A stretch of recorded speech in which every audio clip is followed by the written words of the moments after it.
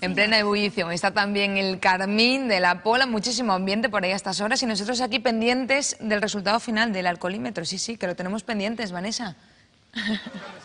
Ahí lo tenemos pendiente, lo que pasa que como están trabajando con el alcoholímetro no nos lo podemos traer, pero yo lo digo, no voy a poder hacer la prueba porque están utilizándolo y están trabajando precisamente para que la gente no coja el coche y sepa exactamente el alcohol que tiene en su cuerpo y que, señores, que no se puede coger el coche precisamente cuando se bebe.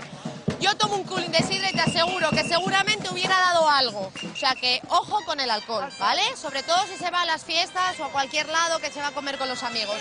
Nosotros estamos ahora con la peña El Ventolín, una de las más antiguas también de la Pola Siero.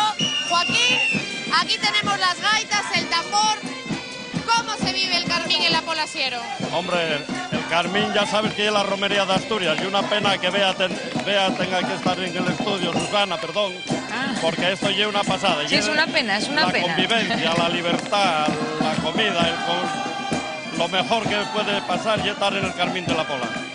Esto es impresionante, Susana. Yo no sé si me decís algo porque no se escucha absolutamente nada con la fiesta que tienen aquí montado el Ventolín. ¿Cuántos participáis aquí en la peña?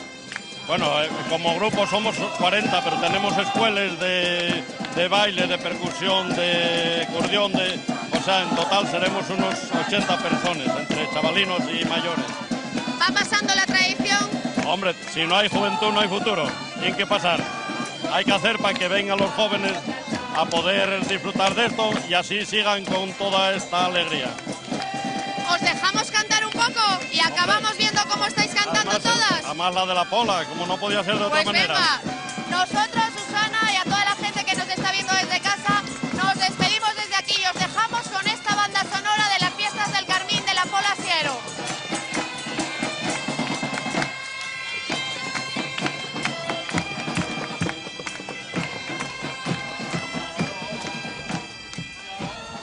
Adiós, adiós, que lo pasen bien todos los que estén ahí en el Carmín de la Pola y que puedan disfrutar y los que no, que se vayan ahora, que todavía hay tiempo.